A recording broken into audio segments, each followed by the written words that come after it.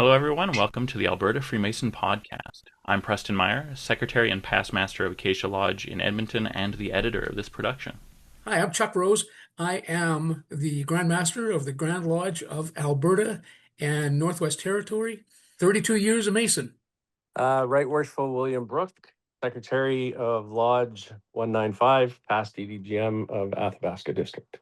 My name's John Hayes. I'm past master of Highlands Unity Lodge in Edmonton and past Sovereign Grand Master of the Allied Masonic Degrees, member of a lot of different organizations at this point, Masonic and quasi-Masonic. And I am Right Worshipful Brother Tobias Terrill, past DDGM of Chinook Arch District down in southern Alberta, and involved with many different aspects. So, all right. So the subject for discussion today is the Grandmaster's theme and mandate that we should be having a lot more fun. Be festive. How's that going? I'm seeing it in a lot of lodges. I get up at the end of every meeting that I'm at and give my Grand Master's remarks. And the very first thing I say usually is, are we having fun yet? And usually there's a resounding, yes, we are. And when it's not there, boy, oh boy, it's glaring. When the guys are not having fun, we come away from that meeting and it's like, okay, is this a meeting I want to go back to? And that's been the basis of my theme for the year, is that we need to make our meetings fun in order to make us competitive in the world today. Because the average young man between the age of 25 and 40 has got plenty of free time, plenty of discretionary time. He can do what he wants with it. And does he choose to spend it in Freemasonry? Some, but a lot of times it's, I'm not going to my Freemasons Lodge tonight. I'd rather sit home and watch Netflix or play computer games. These are way more fun. Well, we've got to make our meetings fun. Fun is not just giggles and laughs and everybody telling jokes and whatever. It's fun to learn. It's fun to transform yourself, to become a better person. It's fun to go out and help other people. There's all kinds of things that we can do that are fun, that make our time valuable and entertaining. And it doesn't have to be giggles. It can be, if a man's learning, that's fun. That's what we've got to do, is make our meetings valuable because they're fun. and with that fun comes the level of engagement, right? Yes. So when that brother's sitting on the sidelines and they're kind of sitting there not really paying attention, and they pull out their phone and they start scrolling through social media or replying to texts or whatever, that's because that meeting has not engaged them. There's something there that is not fun, that is not valuable to them, so they seek the alternative. Yes. That's the relevance of what we're talking about, right? Yeah, that's my theme for the year. And I'm hearing from lodges in obscure places where they're contacting me and saying, it feels like we got permission to have fun. And that's what was missing in some lodges. They thought everything had to be somber, everything had to be serious. We're here for a serious purpose. Well, there's serious fun. You can do it in such a way that you're still being respectful to the lodge. Yes. Volume of the sacred law is open, so you're trying to be respectful and everything. I think when you get into some of the old guard, they have that feeling that you have to be serious because, like, we're Masons. It's a serious, organization. Yep. But you can inject humor into the meeting in such a way that you're still being respectful, but making it a little bit more lighthearted. And when you do things like that, you will engage the members a lot more. You'll open them up. They'll start talking. They'll come out of their shell, right? All of those kind of things. But if you're always just stifling and serious, you're going to lose a lot of the younger members that come in, not the newer members that come in. And when we go out and we we do those interviews and we bring the candidates in and everything, almost every one of them to a man always comes back with, you guys do something in the community and that's what I want.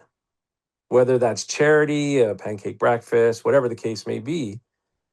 And those things that attract them, but it's also something that as a lodge, it's a fun event that you could put on. Yeah. Right. And it doesn't always have to be something grandiose. It doesn't have to be a Robbie Burns supper. It could be a crib tournament. It could be any of those type of things. And that'll keep them engaged and break them out of that comfort zone of like, I'll just sit at home and I'll play computer games. I'll watch, stream, whatever.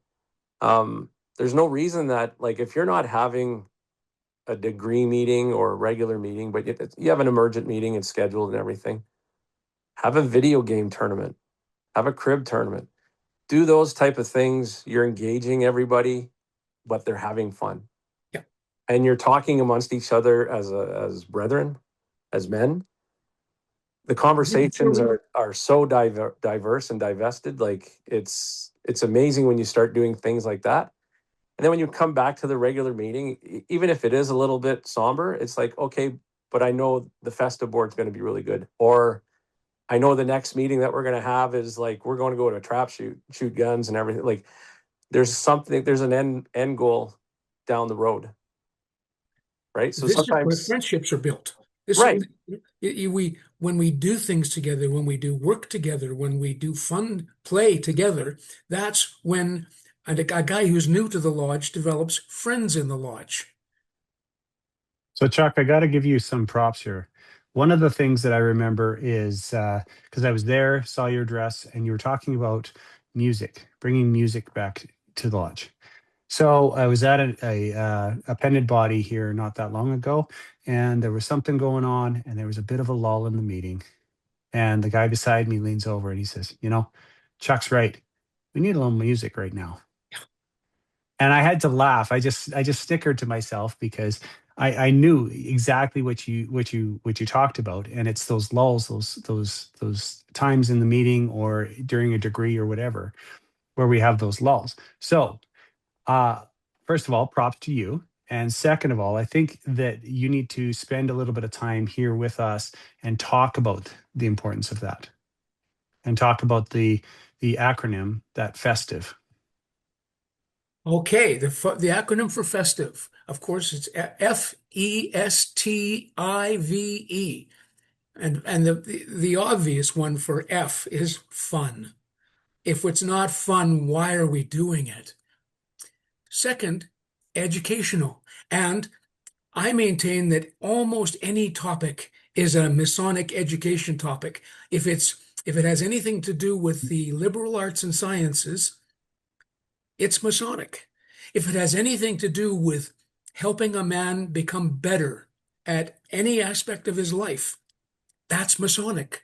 We say all the time, Freemasonry helps good men become better men. That's Masonic education at work. Now, I picked the word stimulating. If it does the topic touch my emotions? Does it make me want to do something about whatever the topic is? That's stimulating. T, transformative. Again, we talk about this all the time. Are good men becoming better men because they attend the lodge? That's transformation. The I stands for interesting, and that word stands for itself. Interesting. If it's not interesting, find something that is, because there's so much out there that is interesting. There's no point in wasting our time on stuff that's boring. V is valuable.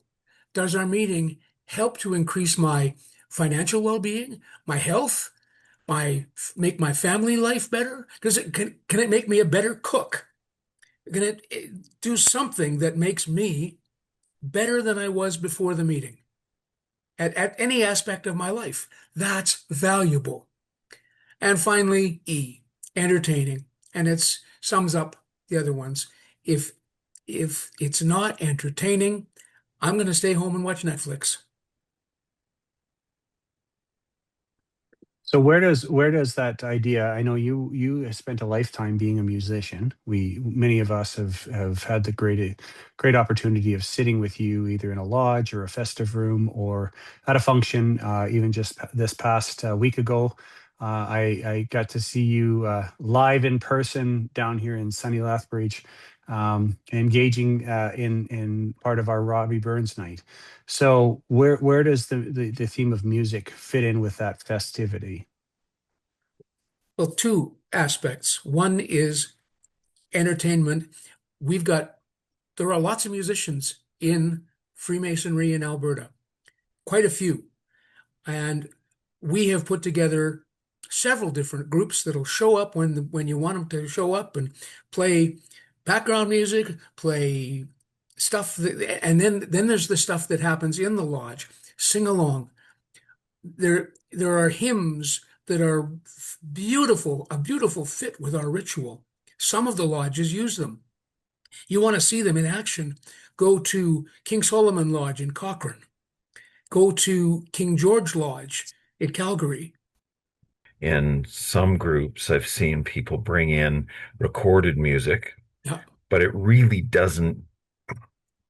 I mean, it doesn't transform the mood in the same way that a live musician or yeah. a live organist, live piper, but also I was in a lodge years back that had a live violinist, and that was very cool. But I haven't seen it for some years now, and the cadre of organists that we had are largely gone now. Well, let me tell you, the Goose and Gridiron Lodge, everybody in that lodge sings whether they can sing or not. And we do not have instrumental accompaniment. Every toast has a song to go with it. And people want to see how it can be done. That's one way. Another thing, Bow River Lodge number 1 does the recorded music thing. And so they've got, there's never a quiet moment in a meeting there. And that's what I referred to as dead air. When we have dead air, I said this in my inaugural speech, on a radio program, if they have dead air, that means nothing's coming over the airwaves. And if something like that lasts for very long on a radio station, somebody gets fired because you lose your audience that way. And I maintain that our lodge meetings have just, there's so many places where we could cut out the dead air. I'll give you one quick example. At our installation meeting, when you've got a director of ceremonies who doesn't know what he's doing next, and he has to wait to be told what he's doing next. Well, if he's paying attention, if he's properly prepared, he knows what he's doing next, and he goes there before he's told to. So as soon as he's told to rearrange the 3 great lights, he's right there at the altar rearranging. Same thing with your inner guard in Canadian Rite lodges. You know, the knocks go around the room. Well, he knows that his knock is coming up. Why isn't he at the door ready to do the knock rather than walking over to the door and, taking an extra 10, 15 seconds? Every bit of that is 10 or 15 seconds of boredom. So we've got to prepare people better. There's I've seen in lodge a few people have gone to, there's all kinds of incredible sites out there where they'll go and they'll pull up all kinds of Masonic music and bring it in just as a quote unquote interlude. So, you've got a situation. So using your example of the installation, so you've got a regular meeting that has occurred. You've gone through various things. Now you've got your installing master is taking his position. He's asked for various officers to step down, remove their collars, and the new officers to take their station. You may have a 2-3 minute pause where everyone's just standing around. If you're not part of any of that, you're just sitting there twiddling your thumbs. Yep. And there's a perfect example where any kind of music can be a wonderful interlude. And it can be canned. It can be something simple. It can be a Bluetooth speaker in the corner. It can be, most lodges are equipped with microphones and all that kind of stuff. So it's very easy in today's technology to link in someone's cell phone or someone's iPad or computer and have music playing through those auditory speakers. And it just adds a little bit more to the ceremony. I wanted to harken back to something that Chuck said a while back, and that was you become friends. And um, the interesting, the fun part of the lodge, you become friends in. And there is a business aspect to the lodge, and there's business meetings, and the degrees can be fun, but the business is almost never very much fun to go through. But if you're already friends, it isn't an onerous job to work with friends. It's a pain to work with people you don't care about. But once you start to care about them because you've spent time with them, you've had fun with them, you've done the various things that Bill has described or Chuck has described, then what you'll end up doing is the 20 minutes or 30 minutes of business stops being this onerous task that makes people go, well, this is garbage. I don't want to come back. And you just get through it because you're there with friends. And the real problem with a business meeting that is just a business meeting and everybody goes away going, well, that was nothing, is that they don't really like each other. And, if you don't like each other, then a business meeting of 25 minutes is 2.5 hours long because you're sitting there dealing with something you don't care about with people you don't like. It's not really a formula for making anybody want to come back. No. And so you need to become friends and you need to become engaged as part of the lodge. And the lodge needs to, I guess, in some ways, lighten up and allow. There's that line in the charge at the end of the installation, the final charge. Uh, if it can be mixed with social intercourse and mirth, uh, I'm no doubt getting the words wrong because I've never done that bit, but that's a critical part. And that goes back to the 1880s. So this is not a new idea, but I think it may be the kind of thing that some people memorized but didn't quite bring into their really grok for their knowledge and make part of their Masonic experience.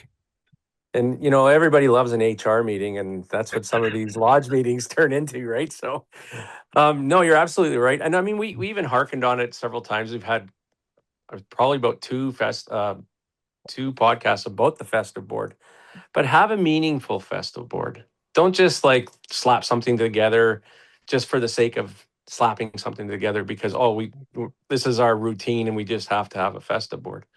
Yeah. Make the festive board something that everybody wants to come to because the festive board's going to win the meeting.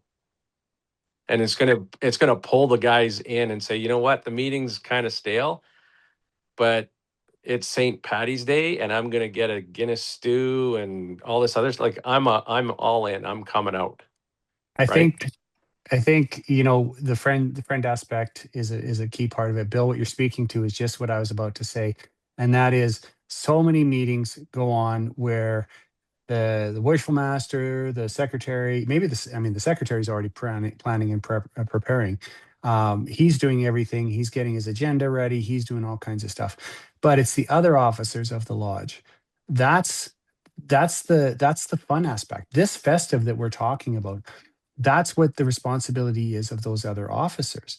If the worshipful master, and I'm going to pick on the worshipful master for a minute, but if the worshipful master has not done any planning and any prep work, and has not assigned anybody to do any research and education, and hasn't really talked to his junior warden about what's going to happen at the festive board, and he has no idea what's going on, and he gets that agenda shortly after walking into that meeting, he is going to sit down in that chair and he wants that meeting to be meaningful. And so the way that a worshipful master typically does that is they make that business portion meaningful, which is wrong. I mean, yes, it's important that that is meaningful, but they tend to drag that out because they want the meeting to be something, but they don't really have the meats and the potatoes to go along with that. So you've got to have some preparation. You've got to plan a little bit. You've got to go into that meeting and say, oh, weeks ahead, or even, God forbid, months ahead in some cases, and say, hey, can you do some research and education, and maybe find something to this theme? And hey, can you tie something into the festive board, maybe, so that we can have that? Bill, you bring up a great point about St. Patrick's Day and having some themes related to that. Maybe having your prizes, your fundraising efforts that you're going to do for the Masonic Higher Education Bursary or the Masonic Foundation, tie those in. Just a little preparation goes a long ways to making that meeting festive.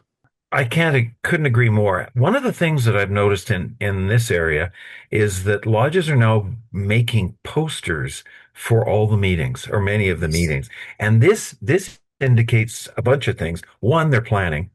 Two, they're interested in putting some content into the meeting. It isn't just show up and wing it and do minutes. Long ago, when I was a brand new Mason, I was visiting at a lodge, and they went through the whole rigmarole of the master would ask the secretary, who would then ask the senior warden what was the next order of business. And it was tedious, and I'd never seen it, and I've seen it a couple of times since in other places, but they did that because they had nothing to do in the meeting. It was like, what's the next order of business? Brother Senior Warden, what's the next order of business? New business, Worshipful Master. Oh, well, what's new business? There's no new business. Well, I declare that closed. Just awful. And but they had never thought, well, maybe we should plan something and not just read through the agenda as if that's the purpose of the meeting. And I don't think it's an accident that lodge isn't there anymore. And people vote with their feet, but to go back to what I started with and interrupted Chuck, is we are seeing way more planning and way more attention to content. So the business meetings have education attached to a number of them now, and they're sending out the information in advance. So if you look and you go, X Lodge is doing something on how to cook brisket, you can go, oh, that'd be kind of cool. And you can go, as opposed to, X Lodge has a meeting at 7:30. It's Canadian, right? End of discussion. You go like, well, I'm not going to that. I mean, unless I've got no reason to live other than that. And you mentioned Netflix, but it's one of 5,000 options, right? And we have we can watch any sporting event in the world today on TV because they're all streamed. We can watch any movie or any TV show. We don't have to wait for it. We can put it on whenever we want. So we have so much flexibility in video games, and the lodge is really having to compete, as you say, with so much. And what do we have to compete with? We have friendship. We have the fact that we meet people we want to spend time with. And if we don't want to spend time with them, you can kind of see that because every lodge has two or three people who leave from the meeting and run right through the festive board and just leave. And they do it every time. And that indicates that they just didn't really want to be there. They were obligated to be there somehow. And if anybody starts to talk to me about your obligation to, contribute, I'm like, well, that's just such a bad way of doing it because people should want to do it because then they will. It's a voluntary group. It's fun. Sounds like a bad Yeah, marriage. Well, yeah, in a way, it's like in a way, Bill, it's the same as a good job versus a bad job, a good relationship versus a bad relationship. It's the same kind of structure for any positive or negative arrangement. And I don't know. I sometimes kick myself for being negative, but so many Masonic groups are a dysfunctional relationship, and they're the ones that are struggling. The ones that are functional, the ones that are fun, as Chuck says, and I like festive. I think all those things all work perfectly. If that's all in place, They're not struggling for members. The members all want to be there. The business that we are finding so boring in most of our lodges, a lot of it does not need to be done. You don't need, and please listen to this. If your lodge is still reading the minutes, stop it. Send them out if they and send them out maybe twice a year instead of 10 times a year. You don't need to read the minutes every meeting.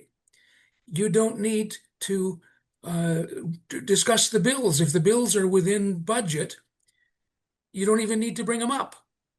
And the worshipful master can say twice a year we're going to have a business meeting, and he can do that, no problem.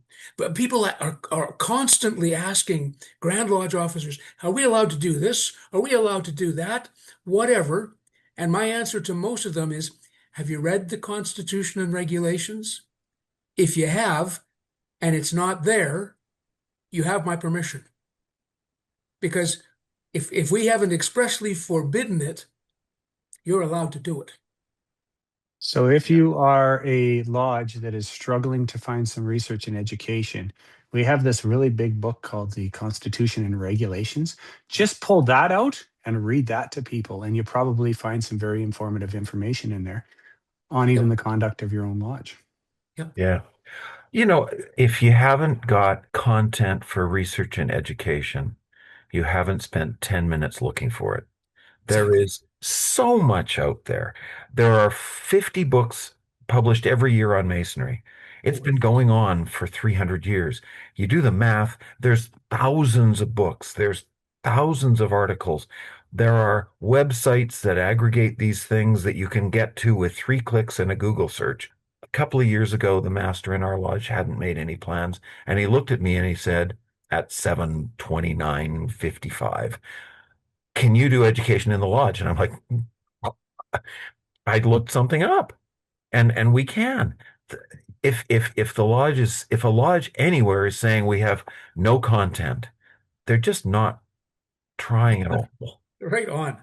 The other thing you could do with, the Alberta Freemason used to be 6 pages, now it's 50 pages. And there's several short stories. Pick one and just read it as part of your education. It'll prompt the discussion in the lodge. So you have that avenue as well. If you don't want to go down a rabbit hole with Google and AI and everything else like that. What else is coming up? Yes, Weekend Without Titles in March. There's a big one. The last weekend in March. Um, Now, my understanding is we've got 2 months to go, and for sales, and we've already sold out at least 2/3 of what our target is. So don't wait. Get your registration in. Okay. Um, and what else have we got coming up? We've got, there's the what do they call it? The All Canada Conference coming up in Winnipeg. And that they've asked me to bring my guitar, which I'm excited about. April 9, 10, 11. And that's going to be fun, but also very educational. The idea of are we having fun yet has gotten lodges thinking a little bit more about what they can do and maybe making those steps to revive. But there's one very important event coming up that I think everybody should be registering for. ANCOM. Yeah, absolutely. As I have said repeatedly in the lodges, at very least, your 3 principal officers should be there. We've got some incredible things cooked up. So if you have not been to annual communication, this is the one to go to. And you can already phone and book your rooms. That's the amazing thing. Are we having fun yet? Thanks for joining us for another episode of the Alberta Freemason podcast with voices from across Alberta and music from the Very Worshipful Grand Organist, Brother Emilio De Mercato. Happy to meet, sorry to part, happy to meet again.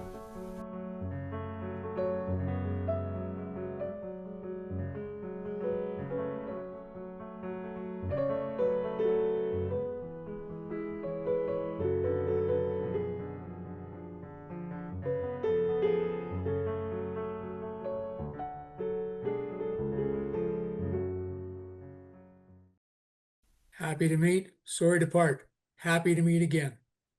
People hear that phrase, happy to meet, sorry to part, happy to meet again. And when we think of the term festive, that's what we're talking about. You're happy to go, you're excited to go, you're excited to be there, you're sorry to see it end, you've taken something with you, but you're looking forward to the next one. That's what that phrase is talking about. And that's festive right there.